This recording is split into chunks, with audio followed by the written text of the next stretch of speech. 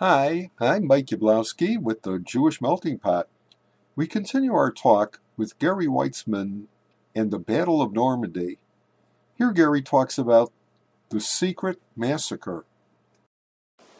So, what are some of the artifacts or some of the things that are in your collection that you want to share with the audience? Well, the first time we went over there, we did tours with a company called Battle Bus Tours, and it's an all-day excursion. And we started off in a little area about 20 miles away from the landing beaches, which surprised me because I had no idea why we were going there. And we got out of this bus in a little place called Graignes,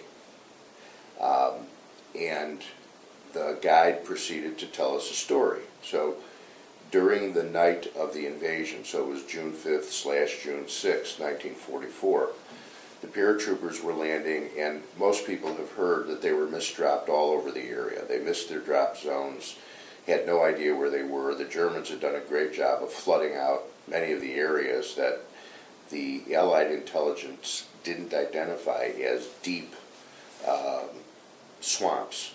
And so a lot of the paratroopers drowned and just disappeared. But in this town, about 150 troops from the 101st Airborne who were misdropped landed, and they had to make a decision about whether to set up a defensive perimeter right where they were, or to try and find their drop zone, which was much closer to a town called Carentan, which, if you watched Band of Brothers, most people might recall there were some significant battles there. Anyway, they decided to stay near the town, and the townspeople, who hated the Germans, they'd been occupied for 4 or 5 years, decided to help the Americans. They actually went into the swamps and recovered a lot of the equipment and the weapons and the supplies that the paratroopers had landed with. And the Americans ended up setting up a great perimeter. They went up in the bell tower of the church, and they could actually see concentrations of German troops in the next town, with several thousand SS troopers defending. And the Americans ended up holding off the Germans for several days, which was their mission. The paratroopers' mission was to pin down German troops that would otherwise be able to go down to the landing beaches and try and drive the Allied forces back into the sea.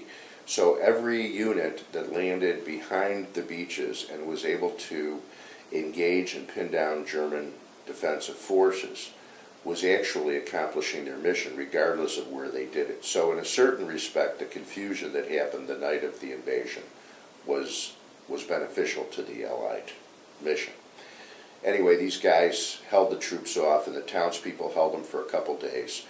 And then the Americans realized they were going to be overrun by the Germans. They were just so vastly outnumbered, and they warned the townspeople to disappear the night before they felt they were going to be overrun.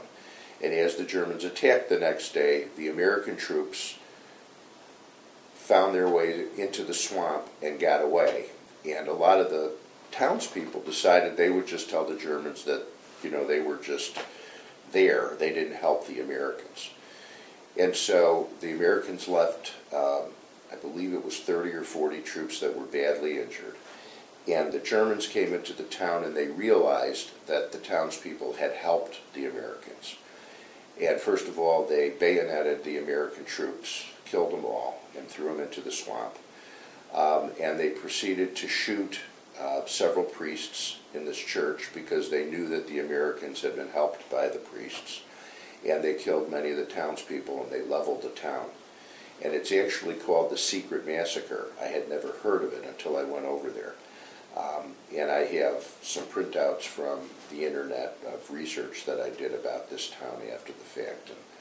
And that was one of the most disturbing but real ways for me to start a tour in Normandy, because people don't even realize that these things were happening all over Normandy during the invasion. Gary Weitzman is an estate planning attorney practicing in Lincolnshire, Illinois. Visit his website at grwep.com. jewishlaw.com. This series is being brought to you by Jewish Melting Pot. Please stay tuned for further episodes, and for other stories, you can visit our website at jewishmeltingpot.com. Thank you.